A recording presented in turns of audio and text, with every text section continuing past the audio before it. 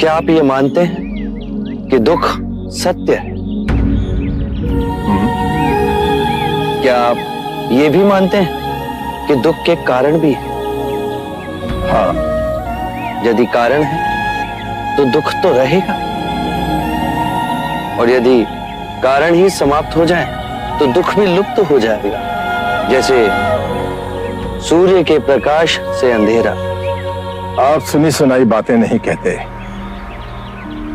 अपने गहन अनुभव के आधार पर कहते हैं। आप धर्म और सिद्धांत की नहीं, देखी हुई बातें कहते हैं।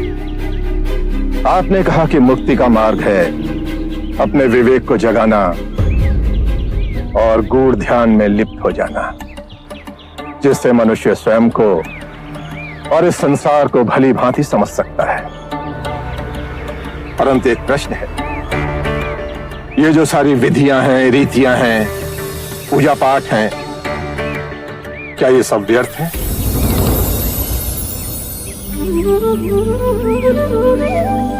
यदि कोई व्यक्ति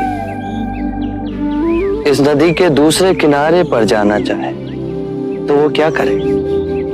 यदि जल गहरा नहीं है तो वो चलकर जा सकता है, और यदि जल गहरा है तो वो नाव की सहायता से जा सकता है या स्वयं तैरकर जा सकता है।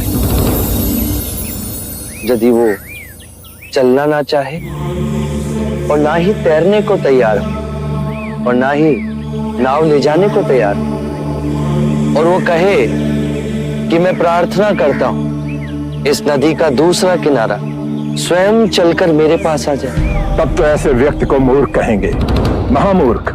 इसी प्रकार यदि व्यक्ति अज्ञान और भ्रांति को अपने विवेक से मिटाएगा नहीं तो परम आनंद और मुक्ति के दूसरे छोर पे कैसे पहुंच पाएगा? चाहे वो पूजा करे या अनुष्ठान या व्रत करे या किसी नीति पर चले, वो इस किनारे ही रहेगा। हमने सारे शास्त्रों को पढ़ा, उन पर व्याख्या की, परंतु जीवन के इतने जटिल सत्य को इतनी सरलता से किसी ने नहीं समझाया, किसी ने नहीं समझाया।